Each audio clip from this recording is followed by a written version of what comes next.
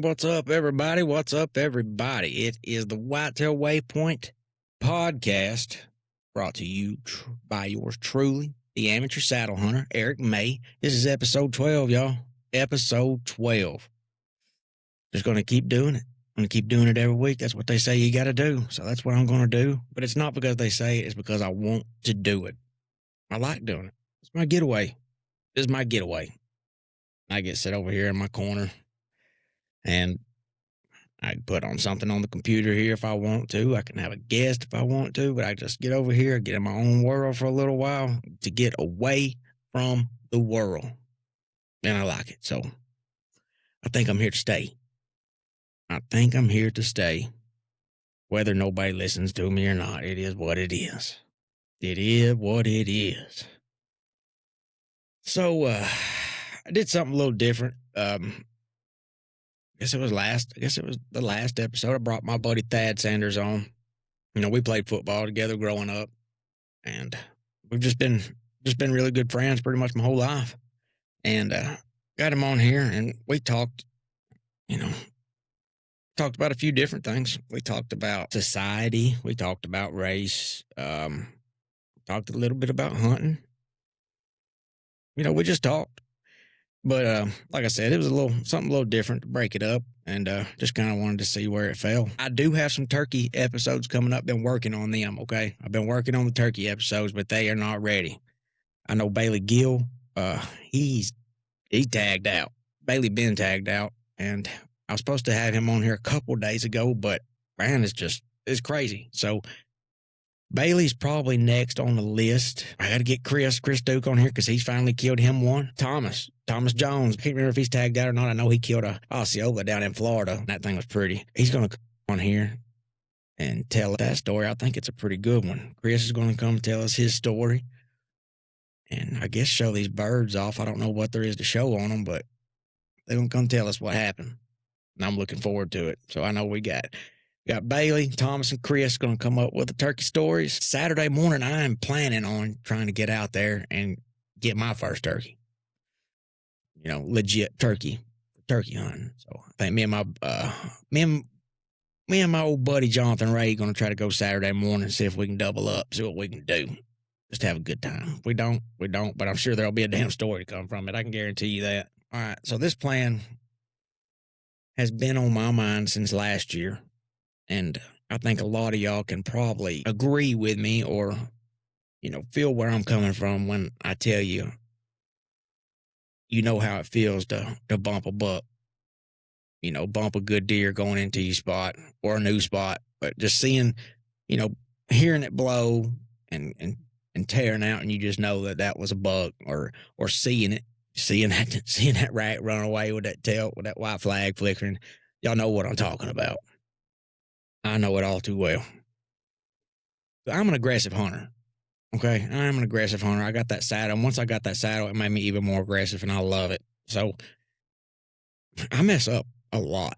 Okay, I mess up a lot, but I try to learn from it, and I try to, you know,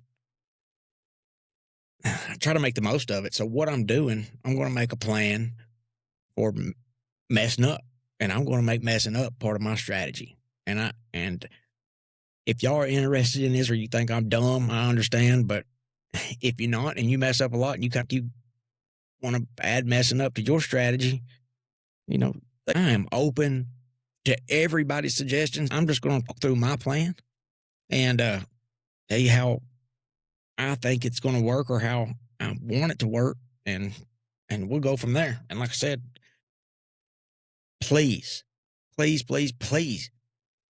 give me your intake on it and make my plan better.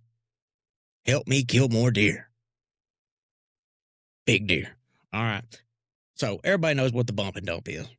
I'm assuming everybody knows what the bump and dump is. It's a tail as old as Fred Bear.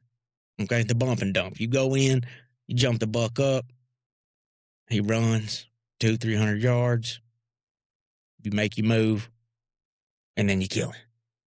All right, that's the bump and dump. Well, I'm going to do that I'm not going to do it every time I go in the woods. I'm not. That's not what this is. I could use this if I'm running out of time. Say it's down to the end of the season. Only got a day, 2 days left. I want to try to take a shot at this deer. This isn't just a all the time strategy. This is, you're limited on time.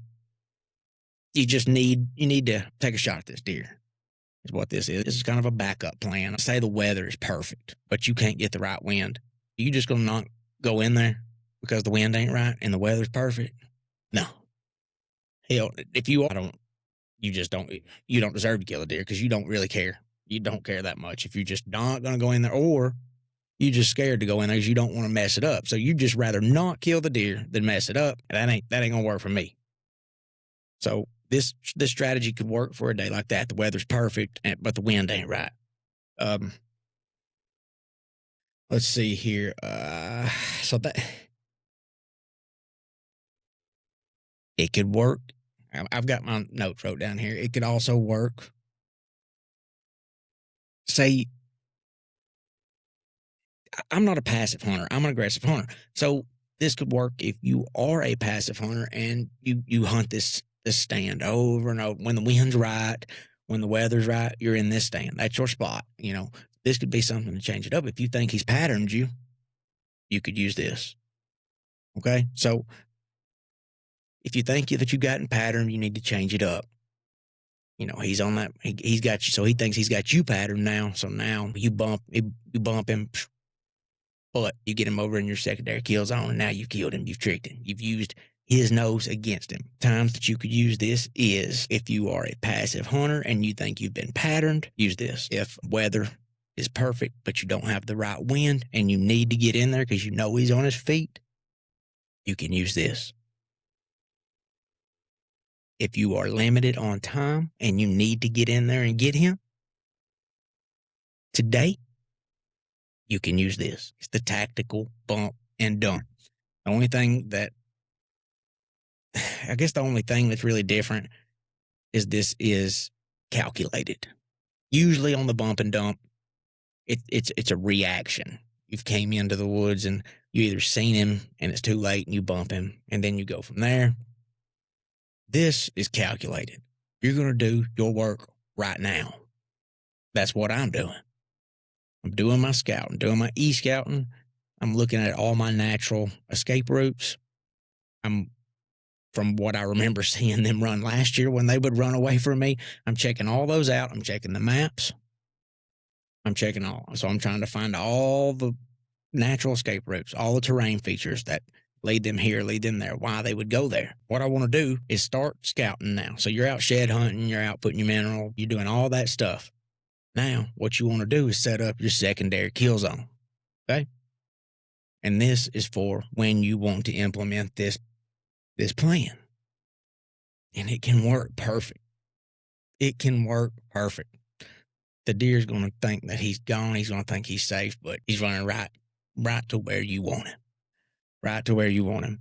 But you have to be realistic with this, all right? You have to be realistic with this. It's not going to work perfect. It's not. You have to be able to adjust with this, okay? But you can kind of manage the big picture of it. You can try your best to manage that to give yourself a chance, at least, all right? To give yourself a chance to have a shot to put an arrow or shoot this deer with a gun.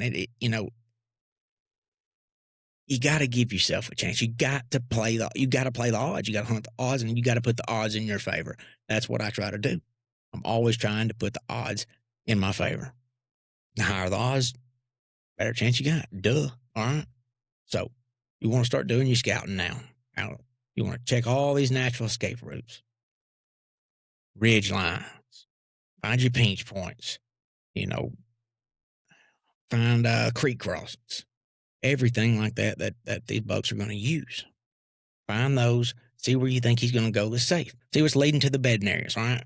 Y'all get where I'm going with this. Once you're getting out there, I'm going to read off my notes here because I don't want to miss nothing. These are the notes that I made for myself when I'm out there, what I want to do, because I forget stuff. I forget. I'll be out there doing everything, get this, that done.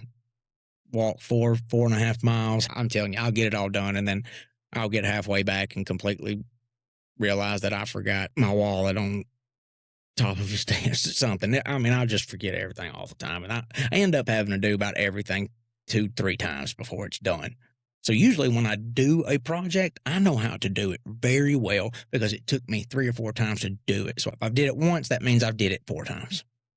Especially putting furniture together that you buy at like Walmart or Big Lots, all that stuff that comes in a box that you put together. I put that stuff together. I'm 4 times. Every time, it doesn't matter. I will get the instructions out. I will look at it. I will make sure I've got it laid out here. I've got it laid out there. I know what I'm going to do. I know not to put it on backwards, and I will get it on. And I'm like, I'm not going to tighten up the screws. I'll leave it loose because I know if I tighten this up, it's not going to be right. And then I'll be like, no, hell with it. I'm going to tighten it up. And I tighten it up and get everything on there. And I get it. The next piece won't go on because I put the freaking double A piece on backwards. So now I'm taking it apart and putting it back together for the third time. Then I finally get it. And the last screw won't go in because it's stripped out for some reason from the factory that way. And the table sits crooked or has a rock to it.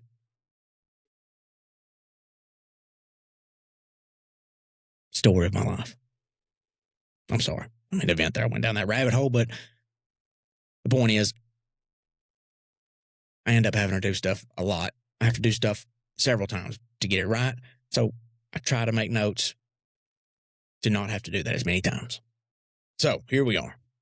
We're scouting. All right. We're scouting. We're checking everything out. I'm looking for all the terrain features and for a natural escape route from my primary stand, right? Obviously, from my primary stand. You want to lead somewhere where it's a opposite wind of where your main stand is, or some type of wind that works, that to where whatever way that he is running to away from you, that's the wind you need to make your new stand location work, right? Obviously. Surely we are all agreeing on that, and you understand what I'm trying to say. The wind that's working at your main stand should not work at this secondary stand. First thing I want to do is put a camera in there. I want to put a camera in there right now, yesterday. The camera's in there. You need a solar panel. You got to do whatever you can do. Get a camera that will not die. It cannot die because you can't go back in there after this. Once you find the spot, you know that that's where the spot needs to be to implement this plan. You set that camera up and you are not going back there. You only go to this spot when you trying to implement this plan and you know that that deer is going to that spot. Okay? This ain't a spot that you just go hunt. Do not just go hunt. In the springtime, we're putting our camera up right there, and we're not doing anything else. We're going to cut minimal shooting lanes. Minimal shooting lanes. We're trying to keep this spot as untouched as possible. Okay? We're not putting corn there. We're not putting anything in front of that camera. We're not doing any minerals. You're not doing anything there.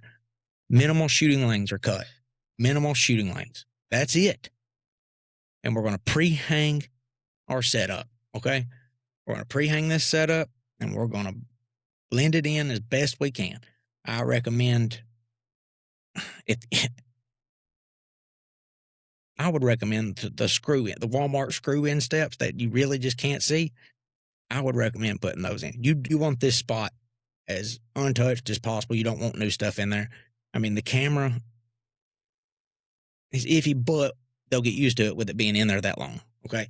But I would try to hang it high, just try to get that where it's not real visible either. Like I said, we want this as untouched as possible. So, camera hung, we're going to hang our preset. Climbing sticks, if I saddle hunt, I mean, this one, I will probably put a lock on in there. I'm probably not going to put a platform. I think I'm just going to put I think I'm going to put my little platform on there. Probably it's a homemade platform from a hawk. I made a homemade one stick. Is what I did. Yeah, I'll just go ahead and say it. I made a homemade one stick out of a 20-inch stick. I bought their platform, and then I put a cam clip. It's pretty nice. I'm not gonna lie. Hold on. I'm actually gonna go get that and show that thing off. I like that thing. I use this thing. I've put it in a couple of like presets and just left it in there, but I'm telling you, this is a 20-inch stick. I cut it down though. I cut this stick down to about, I think, 17 inches. So it has just the bottom feet. I wish it had a platform down here, but I'll undo this where everybody can see it. That right there, that's my gear tie. So whenever, if you are one sticking, reach down and grab it, break it from the tree, pull it up to you. This is a Temu bag that is strapped underneath it. What's that thing called that, what's his name has? Oh my gosh, I've been forgetting everything here lately. Oh, Staggs. Oh, Greg Staggs. He's got, what's it called? Goes up underneath platform and all that stuff. Put your rope and all that stuff in it. But I made my version of it, and it came from Temu. It's just a bag. It ain't got nothing to do with safety or nothing. I wouldn't do nothing like that. But you just unstrap that. Oh my God almighty, my bow hanger fell. I didn't realize that was in there. So you can put your rope in there. That necessary, but yeah, you got your bag. You can store whatever you need to store in here. It's pretty cool. If you are one sticking, I could just carry this in right here with a very light pack and have all my calls, everything like that in here. I'm not going to do it tonight, but I've got a setup for this year that I am going to show. I mean, it is nice. It's very minimalistic, but I just wanted to show you this Hawk stick that I turned into a one stick. It's a 16-inch one-step aider on it here. And this is what I was using that last video on YouTube when that last 8-pointer I killed, where he ducked and I about shot him in the face and all that. I had this. I put this on the tree. It was like I put it head high and then I climbed up. That's how high I was off the tree. One aider there and there. And I've got the cam cleat. I put the am steel in it and everything like that. I've got it tucked in like that, but this has been very effective, and I think I have less than $100 in this, and a one stick is going to cost you $500. And this does the job very well. Very well. It is sturdy. You can put that spray foam in there. Quiet. This does not squeak. It doesn't move. I love this thing. And like I said, I one stick with it. I hang it in presets. I one stick 2 times last year. I had it in a preset after that. And I am pretty sure I killed the 8-pointer. I killed both deer in Tennessee off this last year. Yeah, I did. But rope can strap there, whatever. I mean, unless you don't put it in your saddle. There's so many ways you can use this thing, and I love it. I love this thing. It's homemade, less than $100. If you want me to show you how to do it, I'll be more than happy. More than happy. If you've got an old set of sticks around, you can do it. It doesn't have to be this one. I can show you how to do it. There's different ways to do it with different sticks, but I'll be more than happy to walk you through it or help you or just give you my opinion. But this thing is cool, very effective, very useful, very little money.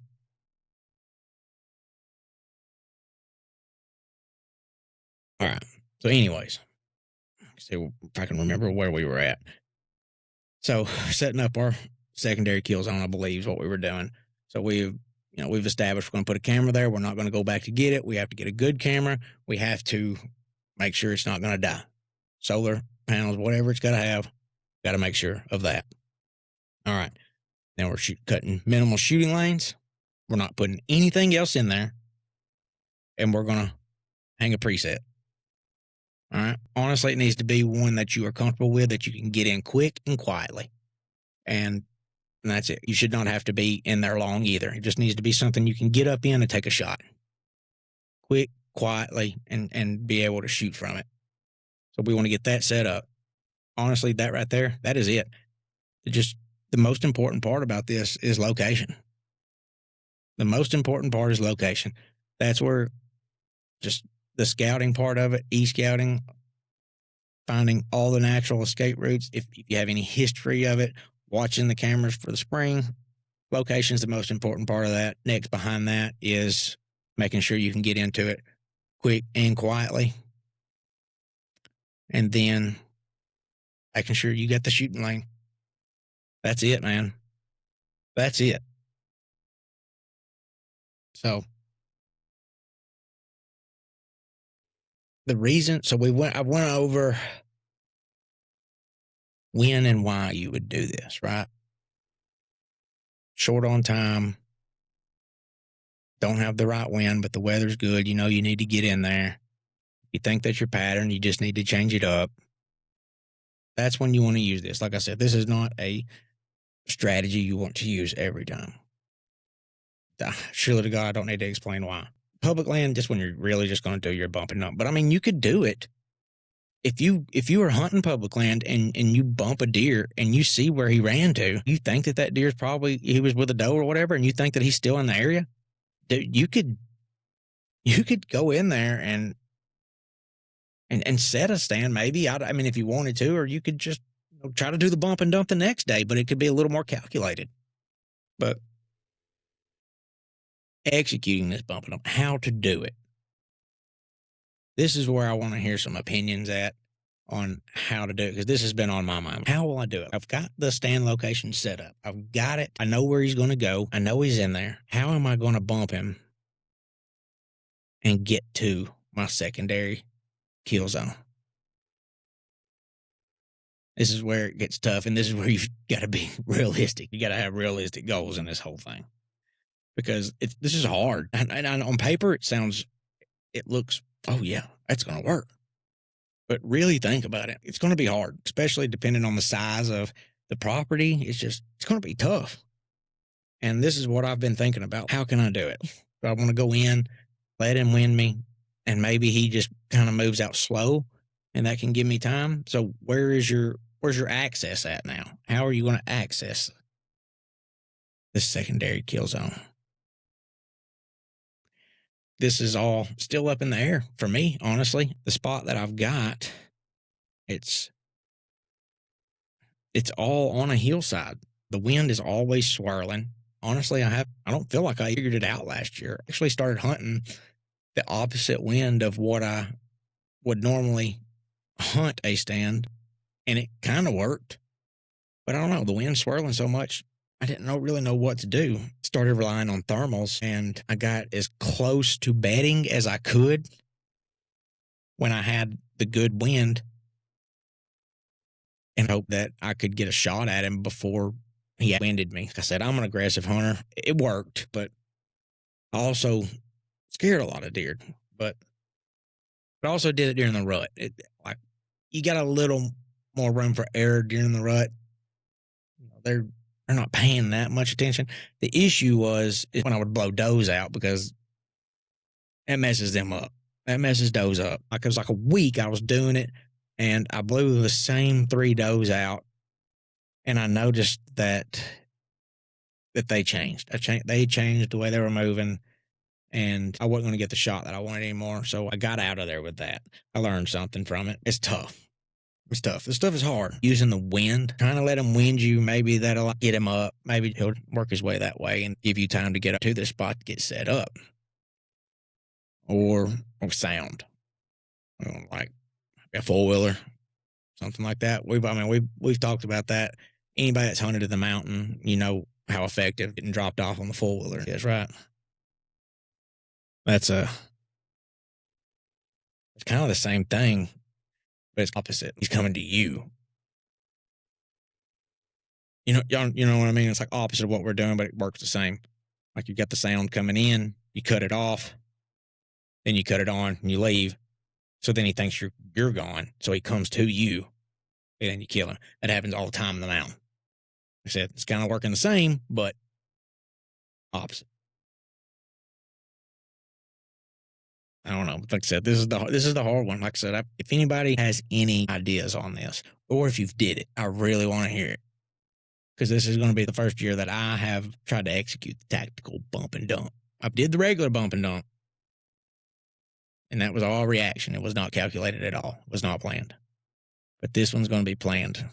I think it'd be really cool if I can get it done using sound. What all sounds to use? I'd go in and act like you're setting up a stand, just clinking and clacking, whatever, you get it all. Just leave that stuff there. Leave it there. Maybe even leave a jacket or whatever that smells like you there. Make it look like you're there. But the thing I haven't figured out yet is my access that I'm going to use to get around there. I have the idea down. I've got my main stand location. I have my secondary location, but I have to figure out how I'm going to bump him, and I have to figure out how I'm going to get to my secondary spot before him. I'm trying to be realistic with it. I'm thinking is I'll go in and I'll act like I'm setting up my stand. I'm going to clink and clank like I'm setting up my stand.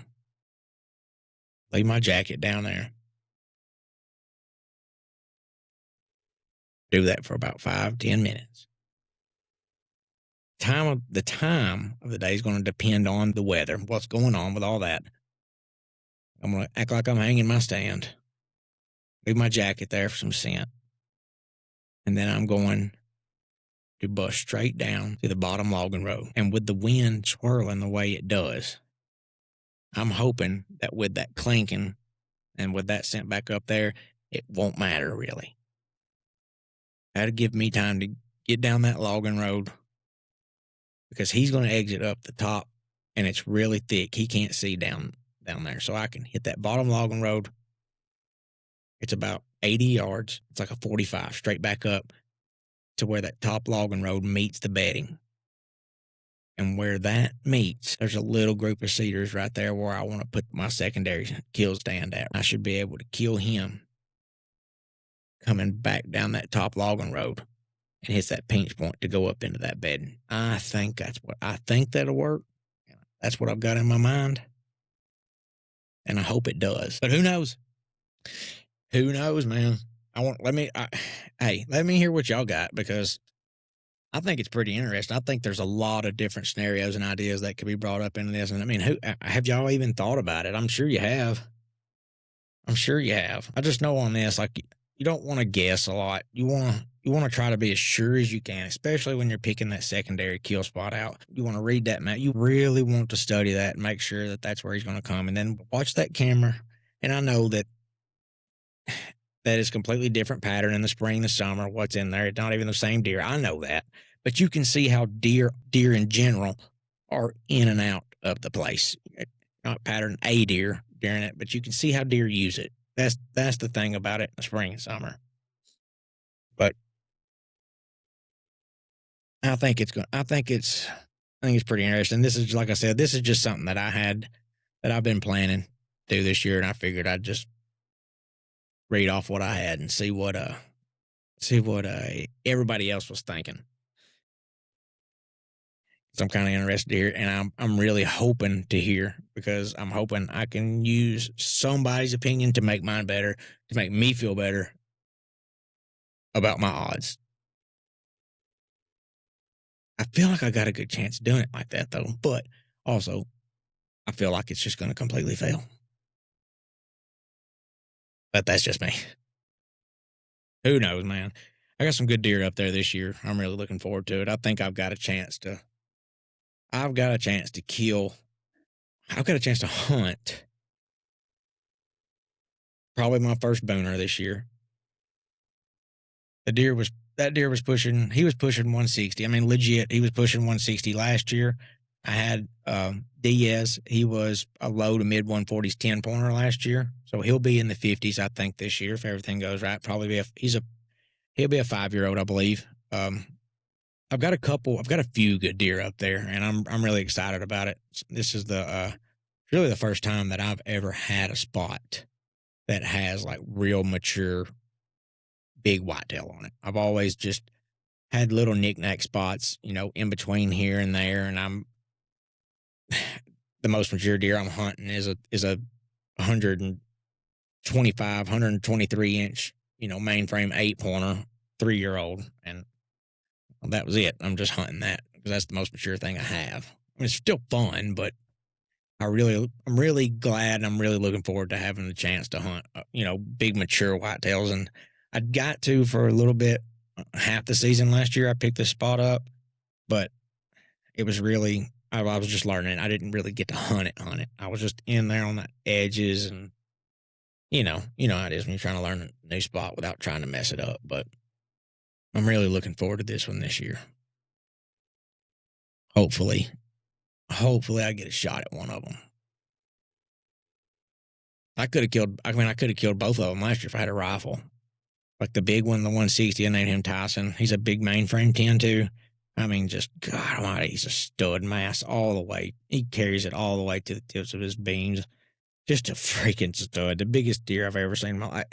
God Almighty, I can't believe it. I couldn't believe what I was looking at. At 55 yards, top of logging road. I mean, it just got dark on me. It got dark and I could hear him. He was all around me, grunting and everything. I could hear him. Biggest deer I've ever seen in my life. Like I said, I had him at 55 yards. Bow hunting. That's all I could do. He didn't come down until after it was dark. And Diaz, I would have killed him at the end of the season. Then I had a shot once I did finally get my shot at Diaz. He was the mainframe, the low to mid 140s mainframe 10. When I had my shot at him, he was only a 7-pointer at that point because Tyson, I guess, had just sheared everything off his right side, so didn't take the shot on him either. But I've got some great 3-year-olds last year that were coming. I mean, they were pushing 130 inches last year. Probably were 130 inches last year as 3-year-olds, 2.5, 3-year-olds. I got some good deer. I'm really, really excited about it. I'm really excited about being able to share it with y'all this year too, So, and I will be. I'm really excited to share all y'all's hunts and all y'all's deer. I've got a bunch of people that's coming on here, man. And life. So I'm still trying to juggle and balance life in between this too. And it gets tough sometimes. So I know this podcast is a day late, but hey, it's out there. You know what I mean? It's out there.